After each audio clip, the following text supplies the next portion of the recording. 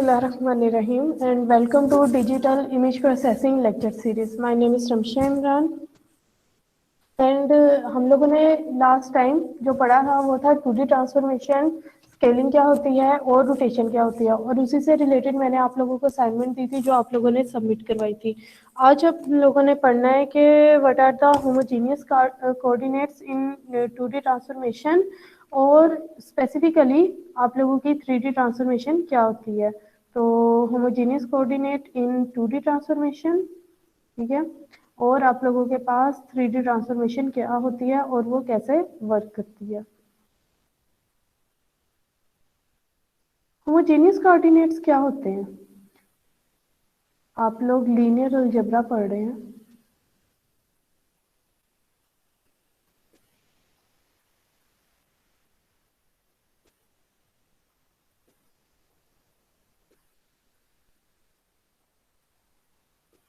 Okay, अगर मैं homogeneous coordinates के बारे में बात करूं तो बेसिकली क्या होता है कि हम लोगों ने जब 2D ट्रांसफॉर्मेशन पढ़ी थी तो हम लोगों ने पढ़ा था कि ट्रांसलेशन, स्केलिंग और रोटेशन, आप लोगों के पास ये 3 तरह के ट्रांसफॉर्मेशंस होती हैं। सबसे पहले ट्रांसलेशन। ट्रांसलेशन का मतलब क्या होता है कि आप लोगों के पास कोई भी एक पॉइंट है, उसे ऑब्जेक्ट को, किसी भी एक ऑब्जेक्ट को एक जगह से उठा के किसी दूसरी जगह अगर आपने मूव करना है तो आप उसके लिए ट्रांसलेशन अप्लाई करते हो। स्केलिंग था कि आपके पास कोई ऑब्जेक्ट है, आपने उस ऑब्जेक्ट के साइज को बड़ा करना है, स्केल करना है, या उस पर नेगेटिव स्केलिंग करनी है, उसके साइज को छोटा करना है, तो ये आप लोगों के पास स्केलिंग कहलाता था। और रोटेशन होता था कि कोई भी एक ऑब्जेक्ट है, उसे किसी भी एक स्पेसिफिक पॉइंट पे, जो उसका मिडल ओरिजिन पॉइंट होगा, उस पे उस ऑब्जेक्ट को क्या कर देना, रोटेट कर देना। ठीक है, फॉर इंस्टेंस ये आप लोगों के पास एक ऑब्जेक्ट है, ठीक है, उसे आपने रोटेट कर दिया, ठीक है, तो वो आप लोगों के पास रोटेशन होता था। अब आप लोगों के मोस्टली क्या होता है कि हम लोगों को पता है कि ये जो हमारे पास इमेज होता है, ये हमारे पास एक 2D इमेज होता है, एक 2D प्लेन होता है जिसपे हम लोग बात कर रहे होते हैं, एक्स एंड वाई। अब बहुत सी जगह जैसा आजकल हम लोग मूवीज वगैरह देखते हैं तो हम उसमें देखते हैं कि हमारे पास 3D प्रोजेक्शंस आ रही हैं, 4D आ रहा है, 5D आ रहा है। तो ये 4D 5D ये सब किस तरह बन रहे होते हैं, इसके लिए हमारे पास एक कोऑर्डिनेट सिस्टम ऐड होता है। इस कोऑर्डिनेट सिस्टम को हम लोग कहते हैं होमोजेनियस कोऑर्डिनेट सिस्टम। ये होमोजेनियस कोऑर्डिनेट सिस्टम क्या करता है, ये अगर आपके पास कोई 2 डायमेंशन इमेज है, 2D इमेज है, तो ये उसे प्रोजेक्ट करता है 3D इमेज में। ठीक है, एक कोऑर्डिनेट बेसिकली ये ऐड कर देता है, जिसका अगर 2D आप लोगों के पास 2 कोऑर्डिनेट्स है, एक्स एंड वाई, तो उसे प्रोजेक्ट करने के लिए 3D कोऑर्डिनेट्स में, कि उस इमेज को और रियलिस्टिक इफेक्ट देने के लिए आप लोग होमोजेनियस कोऑर्डिनेट ऐड करते हैं। जब वो कोऑर्डिनेट ऐड होता है तो वो थर्ड वाला जो कोऑर्डिनेट होता है वो जी कोऑर्डिनेट होता है, जो आप लोगों के पास इमेज के अंदर ऐड हो रहा होता है। अब होमोजेनियस कोऑर्डिनेट बेसिकली क्या है, देखो, ऐड वन मोर कोऑर्डिनेट, कि आप एक और कोऑर्डिनेट ऐड कर रहे हो किसमें, एक्स वाई में, कि एक्स वाई आप लोगों के पास है, उसके अंदर आप एक जी टर्म में एक और कोऑर्डिनेट क्या कर रहे हो, ऐड कर रहे हो, उसे आप होमोजेनियस कोऑर्डिनेट कहते हैं। ठीक है, अब ये जो न्यू कोऑर्डिनेट है, ये न्यू कोऑर्डिनेट हम लोग जनरली डब्ल्यू से डिस्क्राइब कर रहे होते हैं, और आप जी से भी डिस्क्राइब कर सकते हैं, आप जिस मर्जी से आप डिस्क्राइब कर लें। ठीक है, और ये कोऑर्डिनेट आप लोगों का किस तरह इसके अंदर आता है कि देखिए, आप लोगों के पास फर्स्ट वाली जो भी वैल्यू है, ठीक है, ये क्वेश्चन खैर काफ़ी आप लोगों के पास थ्योरेटिकली है कि आप लीनियर अलजेब्रा में से डिटेल में पढ़ते हो। बेसिकली होमोजेनियस कोऑर्डिनेट क्या होता है, होमोजेनियस कोऑर्डिनेट की वैल्यू कभी भी जीरो नहीं होगी। जीरो का मतलब क्या है कि वो नलिफाई हो गया, उसकी वैल्यू खत्म होगी। होमोजेनियस कोऑर्डिनेट जो होते हैं वो हमेशा कॉन्स्टेंट्स होते हैं और उनकी वैल्यू 1 होती है। फॉर इंस्टेंस के आप लोगों के पास यहाँ पे एक ग्राफ है दिया गया, यहाँ पे मैं कहती हूँ SO1 है और या x है, यहाँ पे दिया गया, x से बात करते हैं। ठीक है, आप लोगों के पास ये कोऑर्डिनेट्स हैं, ठीक है, आप लोगों को x दिया गया है और यहाँ पे y दिया गया है। ठीक है, तो आपके पास जनरली जो मैट्रिक्स बन रहा होता है वो 0 0 और यहाँ पे ये वाला मैट्रिक्स आप लोगों का बन रहा होता है। अगर मुझे इस मैट्रिक्स की 3D में प्रोजेक्शन करनी है या होमोजेनियस मैट्रिक्स बनाना है, कोऑर्डिनेट्स ऐड करने हैं, तो मैं क्या करूंगी, x के बाद 0। मुझे ज़ाहिर बात है कोऑर्डिनेट ऐड करने के लिए एक मुझे रो भी ऐड करनी पड़ेगी, एक मुझे कॉलम भी ऐड करना पड़ेगा। तो ये वाले 2 रोज एंड 2 कॉलम्स ऐसे ही रहेंगे और यहाँ पे एक न्यू कॉलम ऐड होगा 0 0 एंड z के नाम से, और यहाँ पर भी 0 एंड 0। ये जो थर्ड वाला कोऑर्डिनेट होगा, ये किसे रिप्रेजेंट कर रहा होगा, आपके उस होमोजेनियस कोऑर्डिनेट को रिप्रेजेंट कर रहा होगा। ये देखो, अब ये पहले वाली जो रो है, ये पूरी रो x को जाहिर कर रही है, क्योंकि इसके अंदर y एंड z की वैल्यू क्या है, आपके पास 0 है। 0 का मतलब वो नलीफाई हो गए, तो ये सिर्फ आपके x वाले कोऑर्डिनेट्स की वैल्यू को बता रही है। सेकेंड वाली जो रो होगी वो सिर्फ y वाले कोऑर्डिनेट्स की वैल्यू को बता रही है, और जो थर्ड वाली रो होगी वो सिर्फ z वाले कोऑर्डिनेट्स की वैल्यू को बता रही है। तो जनरली आप लोगों के पास, हमें पता है कि जब भी मेरे पास x के नीचे अगर कुछ भी नहीं है, तो आप लोग उसके नीचे क्या करते हो कि ये इसकी वैल्यू क्या है, 1।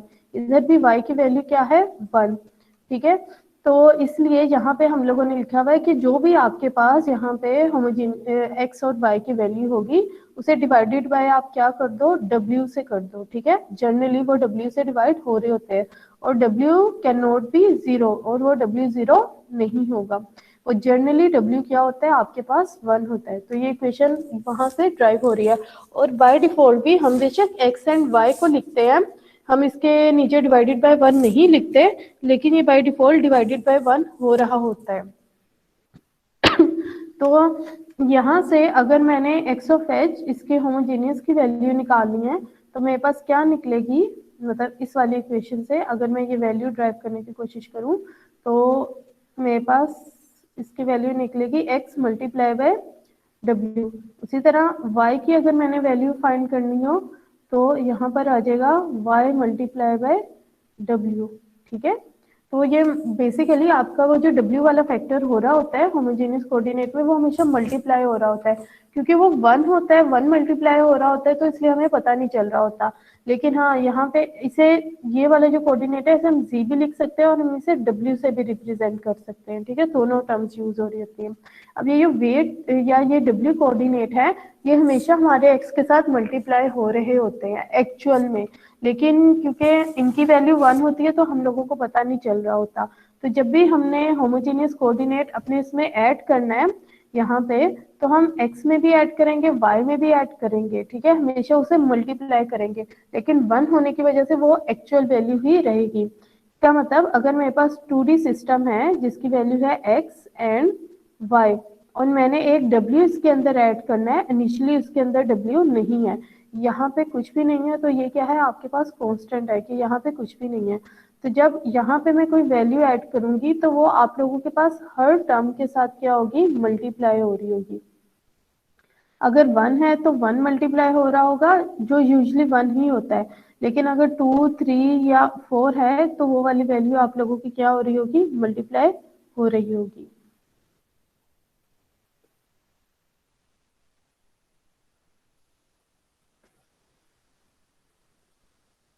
ये वाली वैल्यू यहाँ पे मल्टीप्लाई हो रही होगी।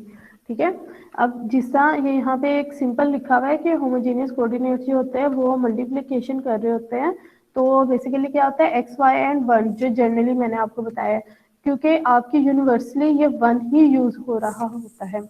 लेकिन अगर कहीं पे आपने कोई इन्हेंसमेंट करनी हो या प्रोजेक्शन में आपने अपनी स्पेस इंक्रीज करनी हो, तो आप उसके अंदर 2 भी ऐड कर सकते हैं या 3 भी कर सकते हैं, फिर आपको उसे एक्स एंड वाई के साथ क्या करना पड़ता है, मल्टीप्लाई करवाना पड़ता है। All this points lies on the line in the space of homogeneous coordinates. ठीक है, तो अब बेसिकली हमारे पास क्या है, ये एक प्लेन है जिसके अंदर एक्स एक्सिस है और वाई एक्सिस है। तो इसके अंदर अगर आपने एक थर्ड एक्सिस यहाँ पे इंक्लूड कराना है, तो वो थर्ड एक्सिस होगा आप लोगों के पास डब्ल्यू। ठीक है, और अब जो भी प्लेन में पॉइंट आएगा, कहीं पर भी आएगा, वो क्या होगा, w की वैल्यू 1 है, तो इसका मतलब ये है कि ये वाले कोऑर्डिनेट की वैल्यू क्या होगी, 1 होगी है।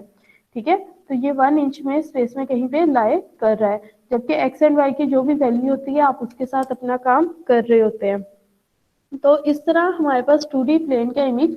अब ये जो बेसिकली ये जो पॉइंट है, ये इस कागज के ऊपर, ये जो कागज है, ये जो प्लेन है, इस प्लेन के ऊपर ही ये डॉट बना हुआ है, ठीक है। ये डॉट बेसिकली इस प्लेन के ऊपर ही लाई कर रहा है एक कोऑर्डिनेट में, लेकिन क्योंकि हमने W फैक्टर ऐड कर दिया तो उसकी वजह से वो हमें 3D कहीं स्पेस में लग रहा है कि ये 3D यहाँ पे कहीं पे स्पेस में ये एक पॉइंट है।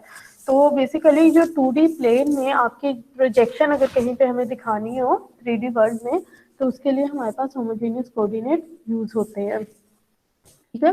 तो होमोजेनियस कोऑर्डिनेट किस तरह से अब आप लोगों के मैट्रिसेस में यूज होते हैं, 2D ट्रांसलेशन, 3D ट्रांसलेशन, इन सब ट्रांसलेशन मैट्रिक्स में आपके होमोजेनियस कोऑर्डिनेट्स किस तरह यूज होते हैं, हम ये देखते हैं। सबसे पहले अगर आप लोगों ने ट्रांसलेशन अप्लाई करनी है, ठीक है। अब मैं ट्रांसलेशन में एक दो चीजें आप लोगों को बताना चाहती हूँ कि जब भी हम लोग ट्रांसलेशन करते थे, हम लोग क्या करते थे, हम लोग कहते थे कि हमारे पास यहाँ पे ट्रांसलेशन क्या होता था, डी ऑफ एक्स और डी ऑफ वाई, ठीक है। और यहाँ पे हमारे पास दो कोऑर्डिनेट्स होते थे, एक्स एंड वाई, ठीक है। और यहाँ पे हमारे पास आउटपुट आता था X dash and Y dash. हमारे पास हमेशा ये वाले मैट्रिसेस बनते होते थे, ठीक है। अब जब हम लोग ये वाले मैट्रिसेस की बात करते हैं तो आप लोग इसे 3D मैट्रिक्स में या 2D मैट्रिक्स में भी लिख सकते हो, जरूरी नहीं है कि आप इसे इस तरह एक सिंगल ही मैट्रिक्स लिखो, ठीक है। क्योंकि ये सिंपल एडिशन है तो आप dx को ऐड कर देते हो इसके साथ और dy को ऐड कर देते हो इसके साथ और आपके पास आंसर आ जाता है। लेकिन हमेशा लेकिन अगर आप चाहो तो इसे मैट्रिक्स में भी आप लिख सकते हो, ठीक है। तो इसे मैट्रिक्स में लिखने का क्या तरीका है, कोई फर्क नहीं पड़ता कि आप इस तरह से डिस्क्राइब करो या मैट्रिक्स के साथ डिस्क्राइब करो, आंसर इनका सेम होता है। लेकिन क्योंकि आगे हमारे पास ट्रांसलेशन और ये सब dx और dy भी मुझे मैट्रिक्स में ही रिप्रेजेंट करने पड़ेंगे, इसलिए मैं उनके मैट्रिक्स रिप्रेजेंटेशन बता रही हूँ। वैसे जो प्रीवियसली हम लोग सिंपल ऐड करते थे, जिस तरह ये वाली इक्वेशन थी इसमें हम लोग ऐड करते थे, तो अब भी हम लोग वैसे ही ऐड करेंगे, फर्क उससे कुछ नहीं पड़ता है। जस्ट आपकी एक रिप्रेजेंटेशन जो होती है वो dx और dy की मैट्रिक्स में हो जाती है। तो जब भी हमें ट्रांसलेशन को अपने मैट्रिक्स में रिप्रेजेंट करना होता है तो हम लोग बेसिकली ये वाला सिस्टम यूज करते हैं, मैट्रिक्स यूज करते हैं। हमेशा याद रखना कि आप लोग जब भी मैट्रिक्स अपना बनाओगे तो आपका dx और dy हमेशा यहाँ आएगा, ठीक है। जब भी आप मैट्रिक्स बनाओगे 2D प्लेन में मैट्रिक्स बनाने की जरूरत नहीं है, उसे सिंपल आप इस इक्वेशन में से सोल्व कर सकते हो कि x plus d of x y plus d of y. आपके पास अगर x एंड y की वैल्यू इनिशियली x और y की वैल्यू यहाँ पे अगर 2 है और यहाँ पे y की वैल्यू 3 है, ठीक है। और यहाँ पे आप लोगों के पास ये ग्राफ है 2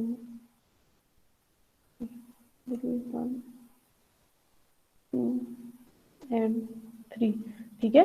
तो अगर आपने इसे पॉइंट करना होता है तो यहाँ से 2 और यहाँ से 3, ये पॉइंट यहाँ पर आ रहा है, ठीक है। तो अगर आप लोगों ने सॉरी आप लोगों का एक पॉइंट है इनिशियली,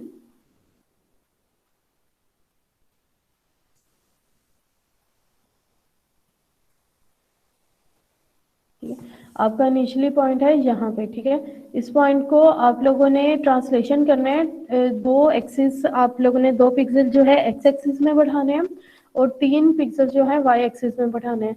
तो हम लोगों को बताया x is equal to x plus two of x.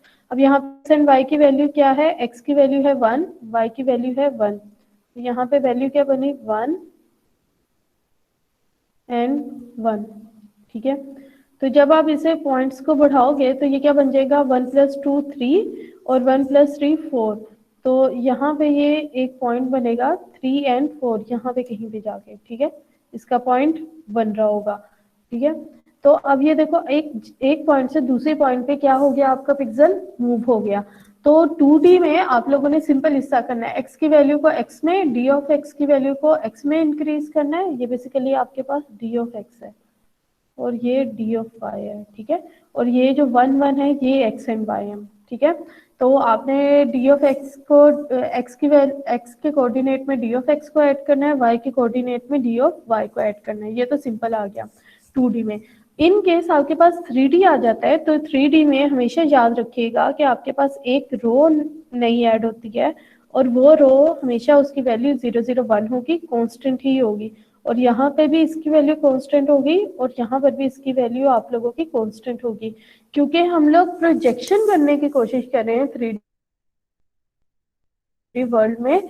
Actual में वो 3D पॉइंट एग्जिस्ट नहीं कर रहा, एक्चुअल में वो 2D ही प्लेन है जिसपे आपका मतलब वो स्क्रीन ही है 2D, जिसपे आप लोगों के पास वो पिक्सल वो चीजें नजर आ रही हैं, लेकिन आप उसे ऐसा दिखाने की कोशिश कर रहे हो कि वो आप लोगों का एक कोई थर्ड एक्सिस भी एग्जिस्ट करता है। एक्चुअल में वो थर्ड एक्सिस आपका एग्जिस्ट नहीं कर रहा होता। तो उसके लिए आप लोग क्या करते हो, उस थर्ड एक्सिस को, क्योंकि अगर आप इसकी एग्जिस्टेंस बनाओगे, एक्चुअल में एग्जिस्टेंस बनाओगे, तो जाहिर बात है यहाँ पे कोई थर्ड कोऑर्डिनेट भी होना चाहिए, फिर उसकी वैल्यूज भी आ जाएंगी 1 2 3 4, तो आप उसे ड्रॉ करना भी उसे मुश्किल है। फिर आप उसका नुक्ता मतलब यहाँ पे कहाँ पे ड्रॉ करोगे, अगर मैं यहाँ पे ड्रॉ करती हूँ तो यहाँ पे एक्स एंड वाई एक्सिस है, यहाँ पे ड्रॉ करती हूँ तो यहाँ पे y एंड z एक्सिस है, और यहाँ पे ड्रॉ करती हूँ तो x एंड z एक्सिस है। तो मुझे इनमें इनके बिटवीन में कहीं भी जाके ड्रॉ करना पड़ेगा, जो मैं एक्चुअल में वो पॉइंट ड्रॉ नहीं कर सकती। तो इसलिए से प्रोजेक्शन करने के लिए क्या करते हैं कि इसे थर्ड को इंट्रोड्यूस करवाते हैं, लेकिन इसके ये वेरिएबल्स नहीं रखते, इसके वेरिएबल्स को क्या कर देते हैं, कांस्टेंट कर देते हैं और 1 कर देते हैं कि ये आपके पास एक थर्ड एक आप लोगों के पास डिमेंशन आ गई है, बट वो डिमेंशन क्या है, कांस्टेंट है, क्योंकि हम उसे वहां पे प्रोजेक्ट नहीं कर सकते। तो जब भी आपने 3D के लिए अपनी ट्रांसलेशन के लिए अपना मैट्रिक्स डेवलप करना है, तो इसका मैट्रिक्स हमेशा यहाँ पे ऐसे ही बनेगा कि मैं जनरल टर्म्स में वो मैट्रिक्स बता देती हूँ कि आप लोगों के पास 3 रोज होती हैं और 3 ही कॉलम होते हैं, ठीक है। तो आप लोगों के पास जो रोटेशन या स्केलिंग के मैट्रिक्स है, उनमें से जोन सा भी मैट्रिक्स यूज होना है वो यहाँ पर आता है, स्केलिंग,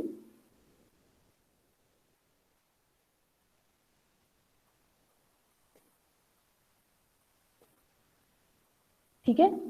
यहाँ का मतलब ये है कि इस वाले 2 पॉइंट्स में, ये वाले में यहाँ पर आता है स्केलिंग का मैट्रिक्स, ठीक है।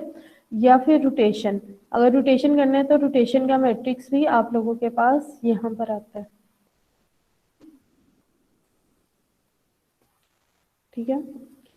और ये वाली जो टर्म्स होती हैं ये इस केस में 0 0 1 और 0 और 0 रहती हैं, ये सेम रहती हैं, और यहाँ पे रोटेशन और स्केलिंग का आपका मैट्रिक्स आ जाता है। फॉर इंस्टेंस जैसे अगर मुझे स्केलिंग का मैट्रिक्स बनाना है तो मुझे पता है स्केलिंग होता है s of x, s of y, 0 and here is 0, ठीक है। ये आपके पास स्केलिंग का मैट्रिक्स होता है। तो इसके और 3D में आपने लेके जाना है तो वहां पे स्केलिंग का मैट्रिक्स, बाकी 0 0 1, और यहाँ पर भी 0 और यहाँ पर भी 0, ठीक है। तो ये सिंपल स्केलिंग का मैट्रिक्स बन जाता है। उसी तरह अगर मुझे रोटेशन वाला मैट्रिक्स बनाना है तो मैं क्या करूंगी, मैं कहूंगी कोस थीटा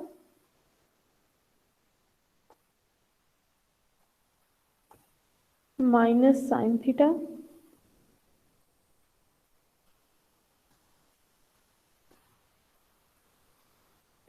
यहाँ पे साइन थीटा,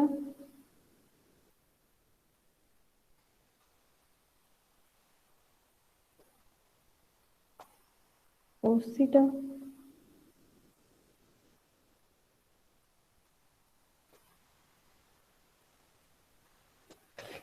और यहाँ पर आ जाएगा 0 0 and this one is 1। तो इस तरह आप अपना 3D मैट्रिक्स बना सकते हो for scaling and for rotation as well, ठीक है। और अगर मैं यहाँ पे अपना ट्रांसलेशन की बात करूँ तो आप लोगों के पास ट्रांसलेशन के टर्म में ये वाले पॉइंट्स आप लोगों के, सॉरी, आपका डायगोनल कभी भी 0 नहीं होता, ठीक है। अगर मैं इसी को ट्रांसलेशन में बनाना चाहूँ तो डायगोनल में आप लोगों के पास क्या आ जाएगा, 1 1 एंड 1, और यहाँ पे 0 0 0, ये वाला पूरा इस तरह आएगा, और यहाँ पे आप लोगों का डी ऑफ एक्स आएगा, ठीक है, और यहाँ पे आप लोगों का डी ऑफ वाई आएगा। ठीक है।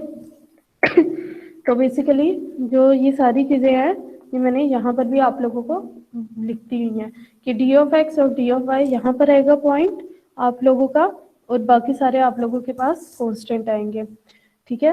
अब 2D ट्रांसलेशन बेसिकली करता क्या है आप लोगों का कि अगर आप लोगों ने एक ट्रांसलेशन की बजाय आपने सीरीज ऑफ ट्रांसलेशन भी करनी है, सक्सेसिव ट्रांसलेशन होते हैं कि एक दफा बल्कि ट्रांसलेशन करने के बजाय एक पॉइंट को जिस तरह यहाँ से मैं यहाँ पे लेकर आई हूँ उसके बाद यहाँ से मैं यहाँ पर भी लेकर आना चाह रही हूँ। ठीक है।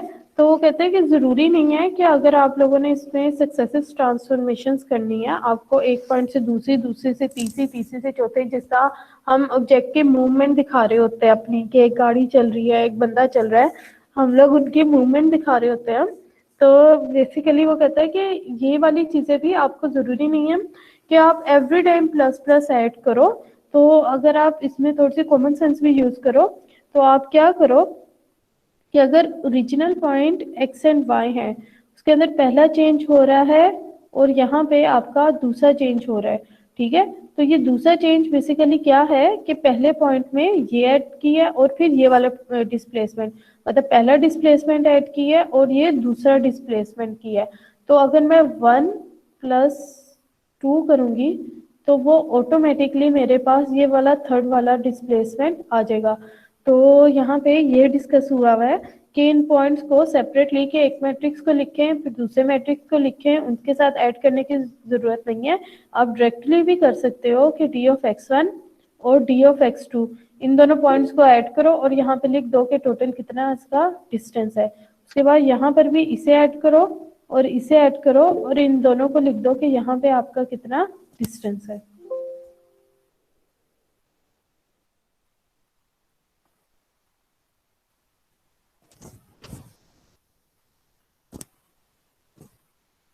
तो दोनों पॉइंट्स को सेपरेटली लिखने के बजाय मैं उन दोनों को एक सेम पॉइंट पर भी यहाँ पे लिख सकती हूँ, और वो सेम पॉइंट क्या होगा कि मैं इन दोनों पॉइंट्स को ऐड करूँ। अब यहाँ पे मैं एक एग्जांपल लेती हूँ, उससे सॉल्व करने की कोशिश करती हूँ। ठीक है। फॉर इंस्टेंस ये मेरे पास एक पॉइंट है, इसकी इनिशियल वैल्यू जो मेरे पास है यहाँ पे इस पॉइंट की, मैं कहती हूँ एक्स एक्सिस में इसकी वैल्यू 1 है और वाई एक्सिस में इसकी वैल्यू 2 है। ठीक है। इनिशियल वैल्यू एक्स एक्सिस में 1 है और वाई एक्सिस में 2 है, और इसने यहाँ पे डिस्प्लेसमेंट करना है, इसने 3 एक्स एक्सिस में मूव करना है और 3 ही इसने वाई एक्सिस में मूव करना है। ठीक है। तो यहाँ पे 3 पॉइंट्स इसने एक्स एक्सिस में मूव करने हैं और 3 पॉइंट इसने वाई एक्सिस में मूव करने हैं। उसी तरह मैं यहाँ पर आती हूँ और मैं कहती हूँ कि उसके बाद इसने 2 पॉइंट्स एक्स एक्सिस में मूव करने हैं और 2 ही पॉइंट इसने वाई एक्सिस में अपने मूव करने हैं। तो बजाय कि पहले मैं 1 में 3 ऐड करूं फिर 3 में 2 ऐड करूं और इसी तरह 2 में 3 ऐड करूं फिर 3 में 2 ऐड करूं, तो मैं क्या कर सकती हूँ, मैं इन दोनों को पहले ही ऐड कर लूं कि ये भी 5 है और ये भी मेरे पास 5 है। ठीक है। इन दोनों को पहले ही ऐड कर लूं कि ये 5 एंड 5 है, और ये आप लोगों के पास इनपुट पिक्सेल्स है यहाँ पे 1 एंड 2। तो यहाँ पे मैं डायरेक्टली ऐड कर सकती हूँ, ये यहाँ पे 6 है और ये यहाँ पे 2 एंड 5 आप लोगों के पास 7 है। तो आउटपुट वैल्यू आपके पास 6 एंड 7 आएगी।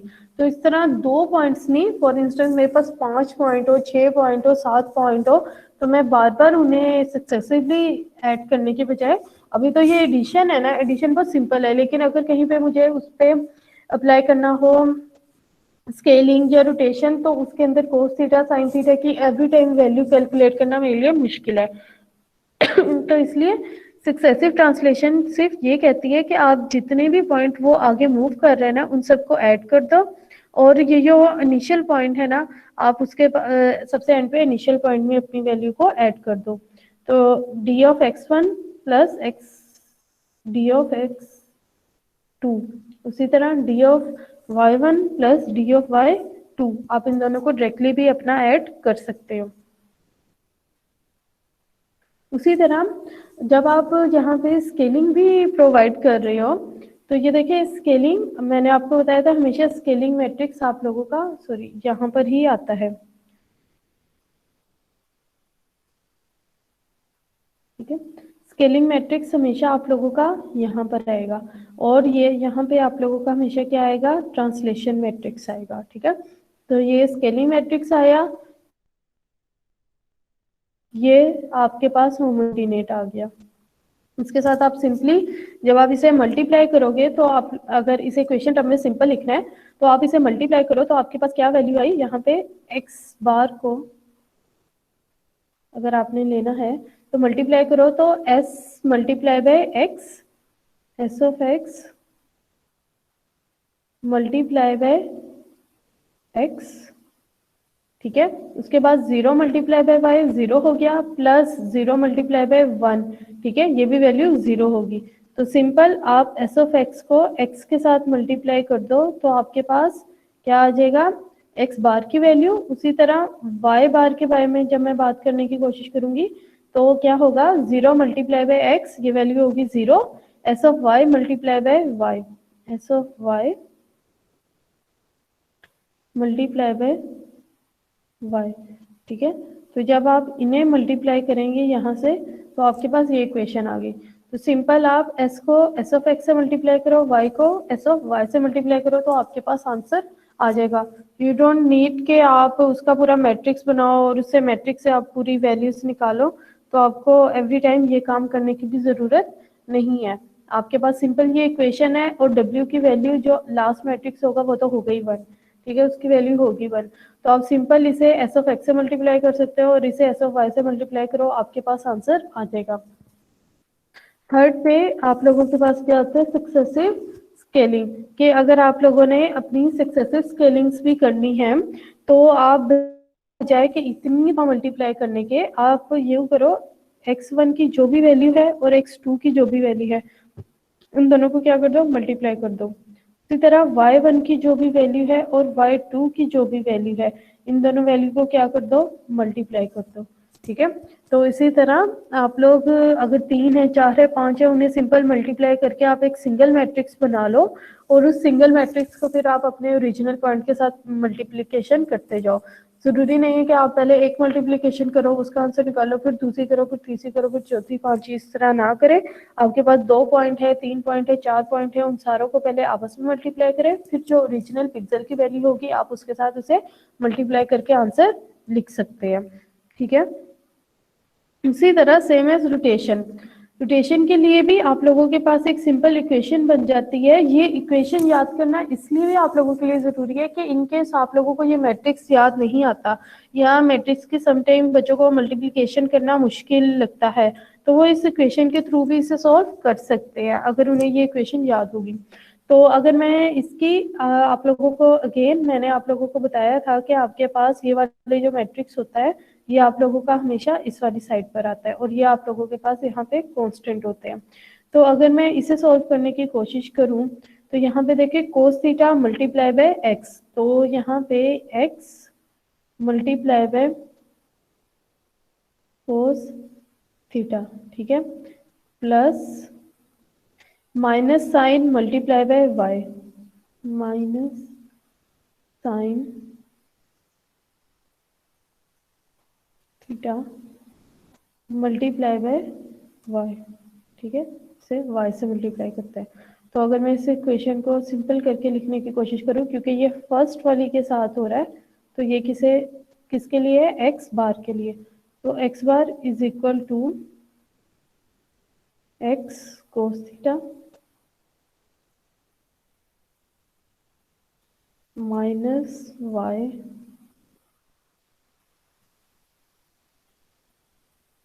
साइन थीटा, उसके लिए आ जाएगा। ठीक है, तो ये मेरे पास x and y x bar के लिए हो गया, और अगर मैं वाई बार के लिए करना चाहूँ, ठीक है, तो वाई बार के लिए आप लोगों के पास क्या आ जाएगा, सेम एज सेकंड वाली रो को आप मल्टीप्लाई कर दें। ठीक है, इस वाले कॉलम के साथ। ठीक है, तो आ जाएगा sine theta multiply by x, तो आपके पास आ गया x sine theta plus cos theta multiply by y plus cos theta, और ये 0 और 1 के साथ मल्टीप्लाई हुआ तो 0, तो वाई बार के लिए आपके पास इक्वेशन आ गई ये वाली। ठीक है, तो अब आप लोगों के पास ये सिंपल जनरल इक्वेशंस आ गई हैं। आप एक्सेप्ट के आप पूरा वो मैट्रिक्स लें और उसके साथ काम करें। आप इस इक्वेशंस में भी अपनी वैल्यू डायरेक्टली पुट करके आंसर्स निकाल सकते हैं। एक्स एंड वाई की वैल्यू आपको पता होता है, थीटा की वैल्यू पता होता है, एक्सेप्ट के आप इतनी बड़ी मल्टीप्लिकेशन करें, मैट्रिक मल्टीप्लिकेशन करें, आप इन इक्वेशंस के साथ भी काम अपना आराम से कर सकते हैं। ठीक है, तो अब टू बी जो आप लोगों के पास रोटेशन है वो भी सक्सेसिव रोटेशंस होती हैं कि आप एक रोटेशन की बजाय आप 2 या 3 रोटेशन पिछली स्लाइड बेटा ये मैं टॉपिक कंप्लीट करवा लूं। चलो ठीक बेटा मैं 1 मिनट ये टॉपिक पूरा करवा लूं फिर मैं आपके सारे क्वेश्चंस लेती हूँ। ठीक है, तो अब आप लोग सक्सेसिव रोटेशन भी इसके अंदर अप्लाई कर सकते हैं कि आप देखें ये एक्स और ये आप लोगों के पास इक्वेशन है ना, आपको बेसिकली अगर यहाँ पे दिया गया है कि आप एक दफ़ा रोटेट कर रहे हैं और आप 45 के एंगल पे रोटेट कर रहे हैं, ठीक है, और सेकेंड टाइम आप रोटेट कर रहे हैं तो आप क्या कर रहे हो 15 के एंगल पे रोटेट कर रहे हो, ठीक है, और थर्ड टाइम आप रोटेट कर रहे हो तो आपका कोई और आप 5 के एंगल पे फॉर इंस्टेंस रोटेट कर रहे हो। तो एक्सेप्ट के मैं पहले 45 पे इसका आंसर फाइंड करूं सारे का, देन 15 पे सारे का आंसर फाइंड करूं, देन 5 पे आंसर फाइंड करूं। तो इसकी बजाय मैं क्या करूं, यहाँ पे मैं अपने थीटास को क्या कर लूं, ऐड कर दूं कि टोटल कितने एंगल्स पे रोटेट हो रहा है। ठीक है, तो 45 प्लस 15 प्लस 5 तो मेरे पास यहाँ पे बन जाएगा 65।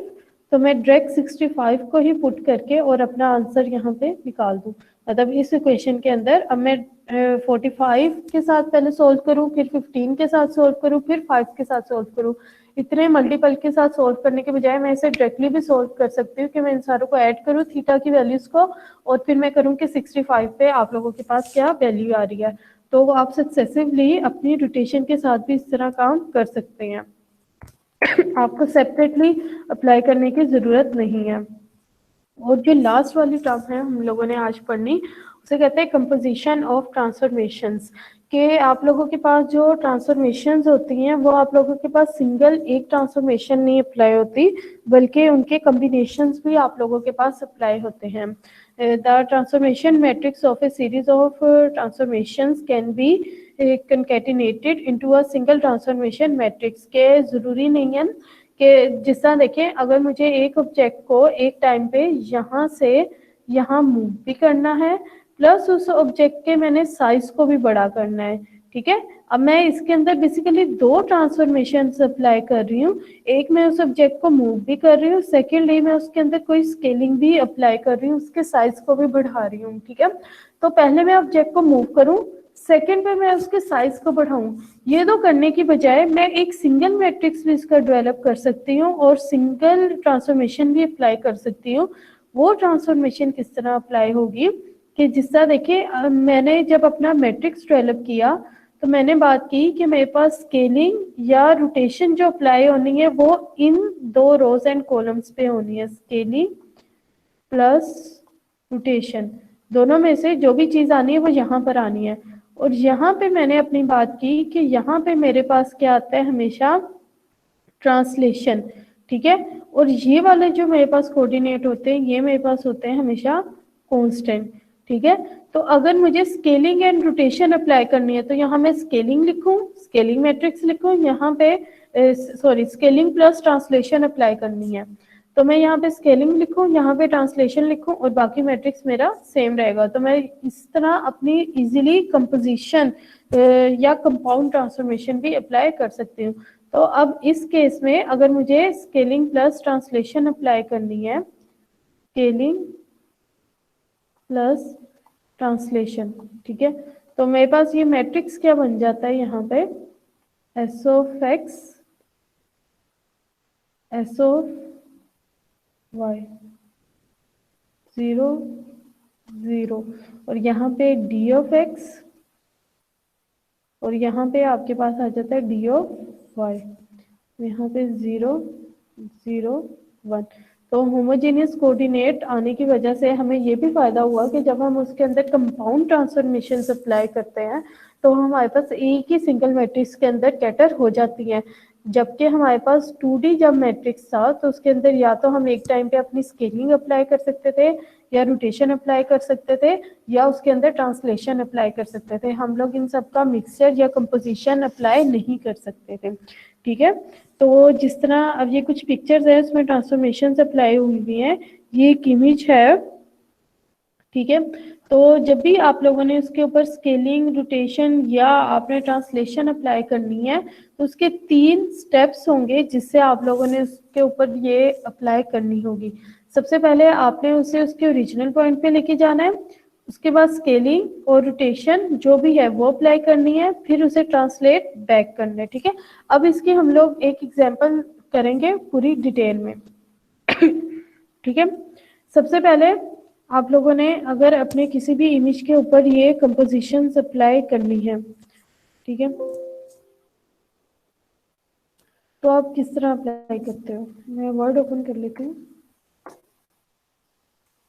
ठीक है, मैं आपको बताती हूँ, जब आप लोगों को मैंने लास्ट टाइम पे एक असाइनमेंट दी थी और मैंने कहा था आपने इसके ऊपर स्केलिंग अप्लाई करनी है, तो आप देख रहे थे जब आप उसके ऊपर स्केलिंग अप्लाई कर रहे थे ना, तो वो ऑब्जेक्ट अपनी जगह से भी थोड़ा सा मूव कर रहा था, आगे पीछे वो ट्रांसलेट हो रहा था। ठीक है, तो वो ऑब्जेक्ट अपनी जगह से आगे पीछे ट्रांसलेट क्यों हो रहा होता है? उसका रीजन ये होता है कि हम लोग उसे अपने ओरिजिन पर नहीं लेकर आ रहे होते हैं। अगर हम अपने ऑब्जेक्ट को अपने ओरिजिन पे नहीं लेकर आएंगे ना, तो वो क्या होगा, वो ट्रांसलेशन भी हो जाएगी, उसके अंदर रोटेशन भी हो सकती है। ठीक है, तो इसलिए जब भी आप लोगों ने रोटेशन, स्केलिंग अप्लाई करनी है, उसको सबसे पहले आप लोगों ने ट्रांसलेशन करनी है, उसके बाद रोटेशन या आपने स्केलिंग जो भी है वो अप्लाई करनी है, फिर उसे ट्रांसलेट बैक करना है। ठीक है, तो सबसे पहले ये ट्रांसलेशन होती क्या है और ये क्यों यूज होती है आप लोगों के इसमें, कि आप लोगों के पास फॉर इंस्टेंस यहाँ पे एक इमेज है जिसके ऊपर आपने ट्रांसलेशन अप्लाई करनी है। ठीक है, ये एक इमेज है, इस पर आपने ट्रांसलेशन अप्लाई करनी है। तो मैं सिंपल पॉइंट लिख देती हूँ कि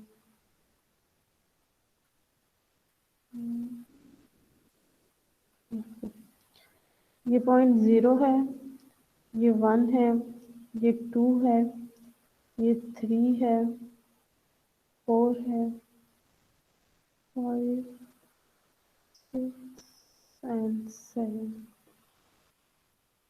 ठीक है, इस तरह यहाँ से ये 1, 2, 3, 4, 5, 6, 7 एंड 8। ठीक है, ये फॉर इंस्टेंस मेरे पास एक ग्राफ है। ठीक है, अब इसके ये पॉइंट है ना, ये सबसे पहले देखिए ए पॉइंट जो है मेरे पास, ए पॉइंट जो है उसकी वैल्यू मेरे पास यहाँ पे बन रही है 2 एंड 3। ठीक है, जो ये मैं कहती हूँ ये मेरे पास पॉइंट ए है। ठीक है, ये मेरे पास पॉइंट बी है, ये मेरे पास सी है और ये मेरे पास डी है। बी को अगर मैं पॉइंट करूं तो ये मेरे पास 4 एंड 3 बनेगा। बी के लिए जब मैं करती हूँ तो ये मेरे पास 4 और 3 बनता है। ठीक है, उसके बाद सी के लिए जब मैं करती हूँ तो ये मेरे पास 2 एंड 5 बनता है, 2, 5। ठीक है, और जब मैं डी के लिए करती हूँ तो 4 एंड 5 बनता है, 4।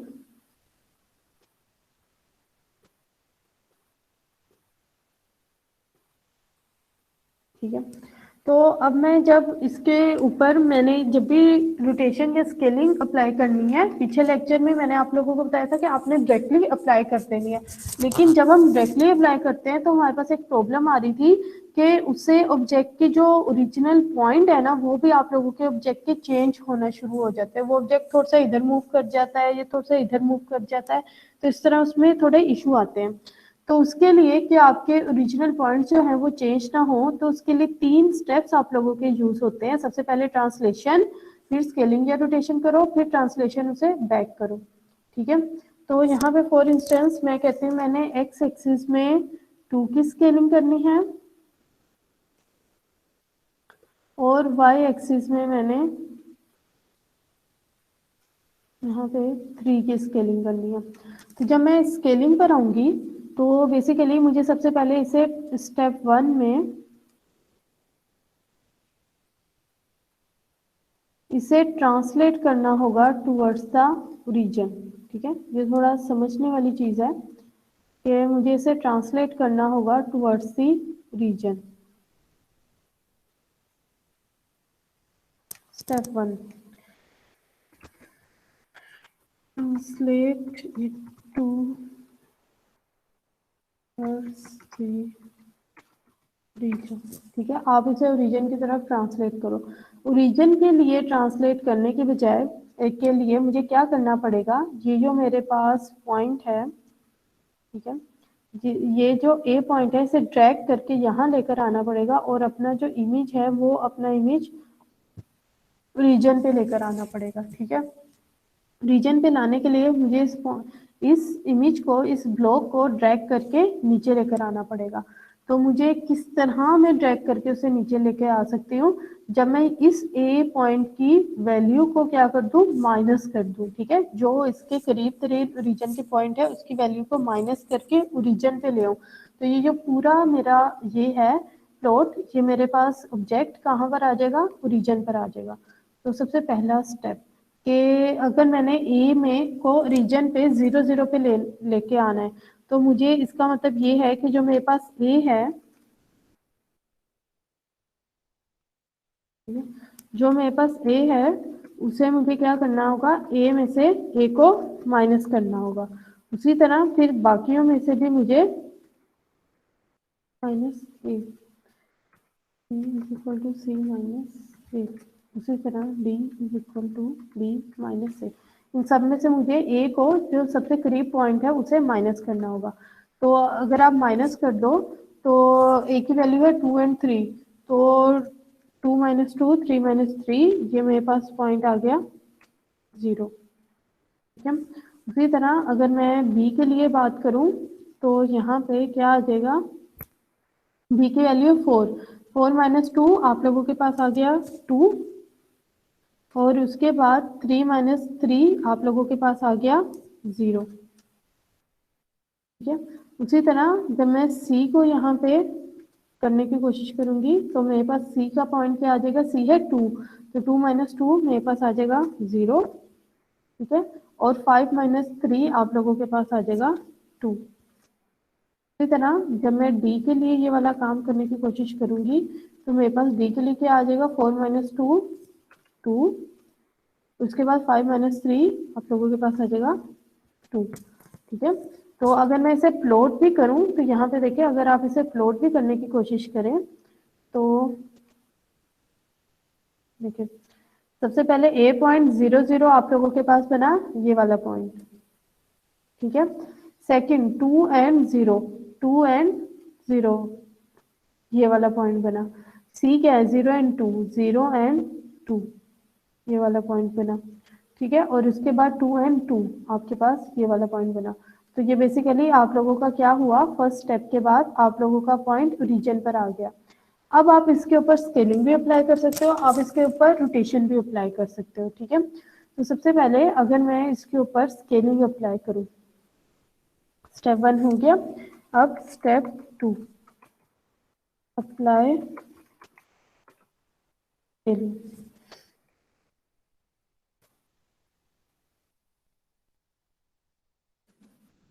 ठीक है, तो स्केलिंग मैट्रिक्स अभी मैंने आपको बताया कि हमें इतना लंबा चौड़ा काम करने की जरूरत नहीं है। जब भी हम लोगों ने यहाँ पे स्केलिंग करनी है किसी भी पॉइंट पे, तो मैं s को s ऑफ x से मल्टीप्लाई कर दूंगी, y को s ऑफ y से मल्टीप्लाई कर दूंगी और मेरे पास आंसर आ जाएगा। ठीक है, तो मैं यहाँ पे सिंपल करती हूँ, ये कहती हूँ ए पॉइंट के लिए अगर मुझे फाइंड करना है तो मेरे पास क्या पॉइंट आ जाएंगे, s of x multiply by x। ठीक है, सेम अगर मुझे y के लिए करना होगा तो मैं कहूँगी s of y multiply by y।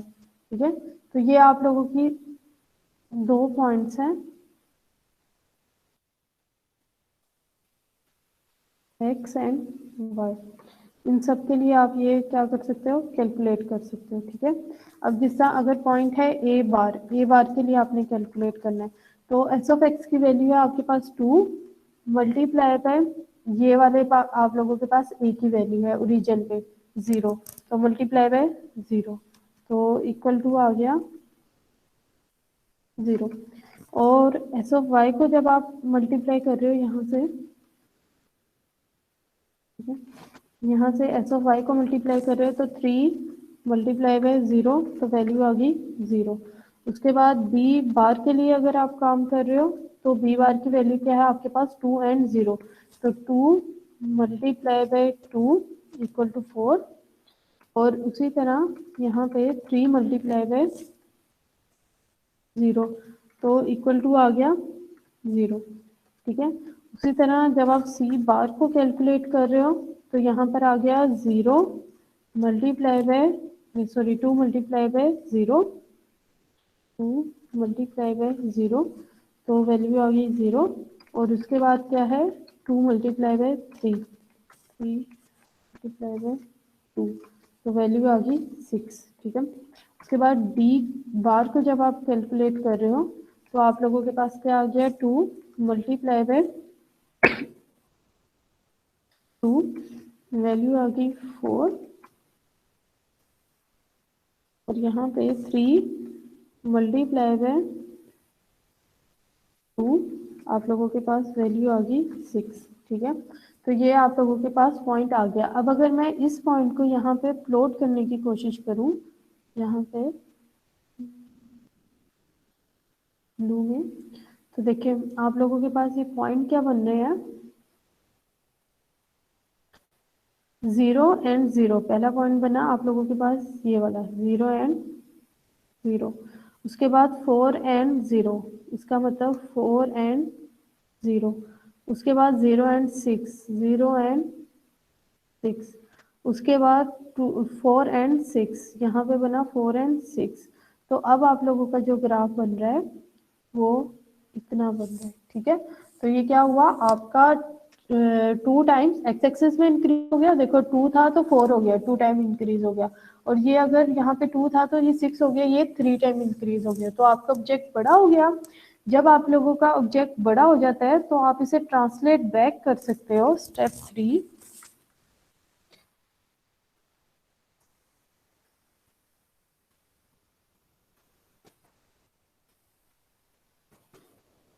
ठीक है, अब आप इसे ओरिजिन पे इस पे ट्रांसलेट बैक कर सकते हो।